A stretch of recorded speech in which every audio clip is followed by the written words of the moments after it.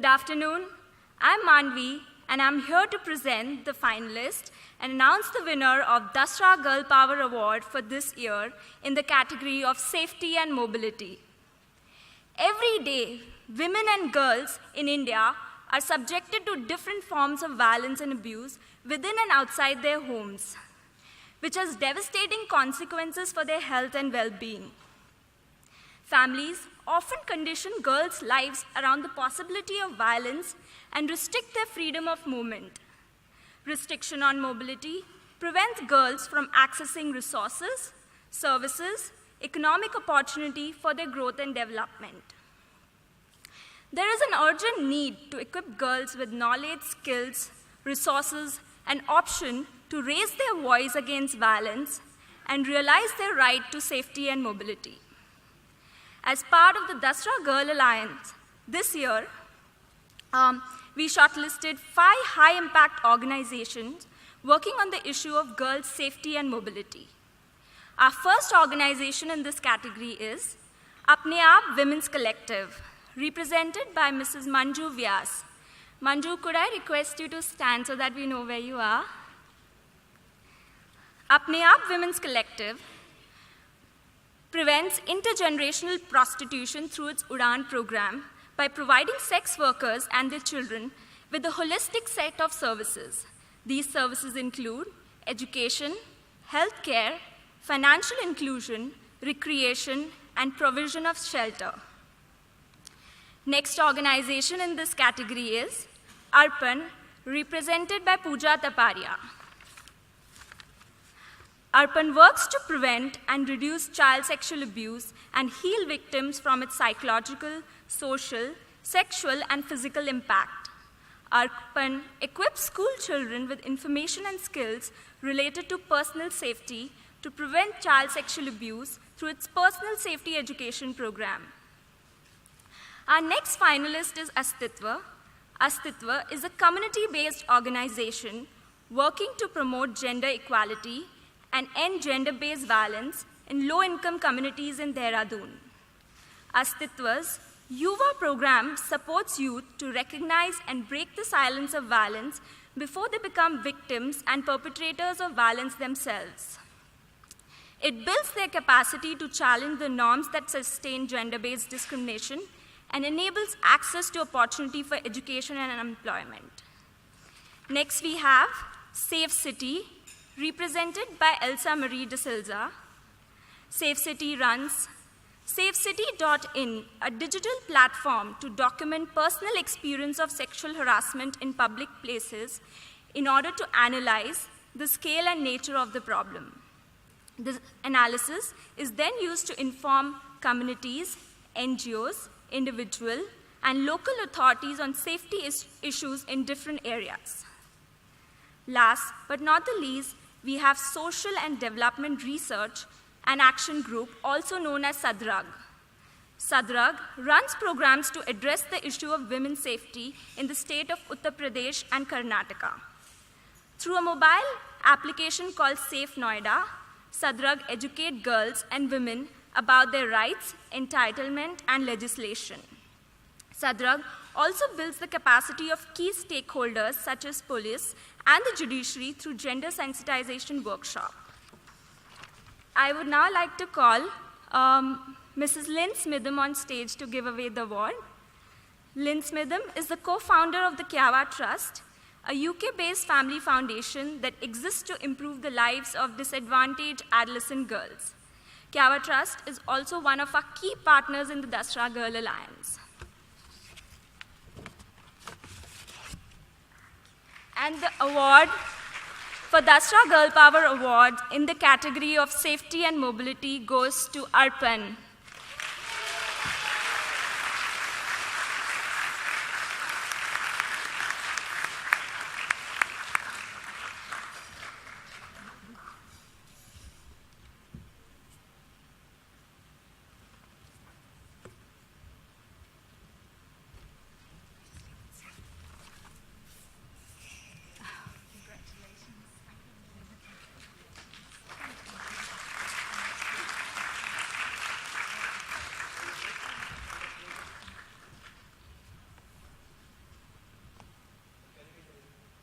May I now request Pooja to say a few words on Arpan's program. Thank you, Dasra, and all the partners for this award. It's an honor for the entire Arpan team. Some of my colleagues have joined us and are sitting here. I say this on behalf of the entire Arpan team. I'm Pooja Taparia. I'm founder and chief executive of Arpan. I come from a background of graphic design, and you might wonder, what am I doing in the social sector? But I think my journey is more around how I got inspired by a play that showed the trauma of a survivor of sexual abuse as a child. And I came out of the hall vowing that I would like to do something about it. The statistics in the country are alarming. 1 in every 2nd child is sexually abused in some form. What is more alarming is that 80% of these children are adolescents. Arpan is an NGO based in Mumbai, which is working on educating children and adults on the issue of child sexual abuse. India's Daughter, recently a film, has been the topic of conversations and discussions in homes, in offices, in organizations. And the discussion is most welcomed. And one wonders and thinks, and I know each one of you in this audience is doing that, so what is the solution? At Arpan, we believe that working with children is most critical.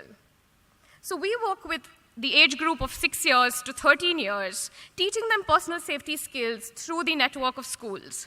We run about 4 to 6 lesson plans on teaching them differences between safe and unsafe touching guidelines for the older children, giving them age-appropriate information on how can we work with adolescents and children so that they can participate in their own safety.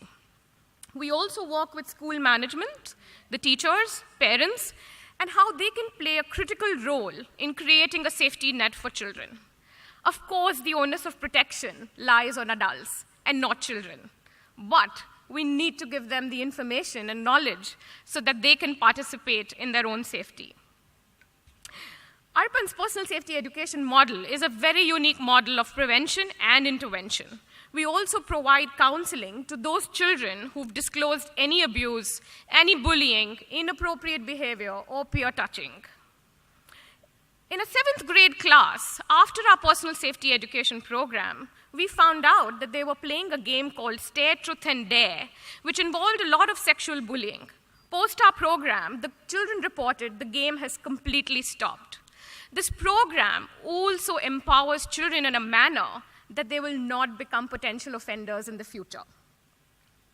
So therefore, educating around body access, boundaries, respect, empathy becomes an extremely critical piece of working with today's generation. We've worked with 40,000 children over the last 6 years in Mumbai and Maharashtra. We've handled about 2,000 cases. We've had amazing short-term impact where ongoing abuse has completely stopped. An 8-year-old girl reported that an employee of her father's was touching her inappropriately.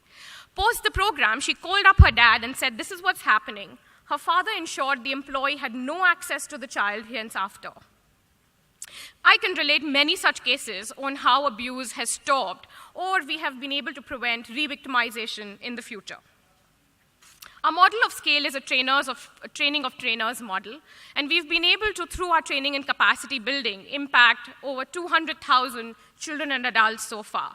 We've institutionalized the knowledge in manuals so that people from across the country, and not just India, but across borders, access that training material. Over the next 3 years, we plan to work with 46,000 children, of which 10,000 would be adolescent girls. We need about 9 crores more to reach our 15 crore target. You can help us by giving us funding, working with us on helping us brainstorm on scaling, but without reducing the quality of our program. Help us with giving us ideas on offline and online marketing, make our HR systems more robust. At the end, I would just like to thank our supporters, our donors, all the mentors who've been a part of this journey, the entire ARPAN team who's worked really hard. Special thank you to Mr. Rakesh Jhunjhunwala, who's been supporting us for the last 6 years, Mr. Sanjoy Chatterjee, CEO of Goldman Sachs, Hemendra Kothari Foundation, who's recently started supporting us, Mr. Sanjeev Tapare and Mr. Nachiket Moore for being very close mentors. Thank you once again, Dasra, and all the partners for these awards and the honor.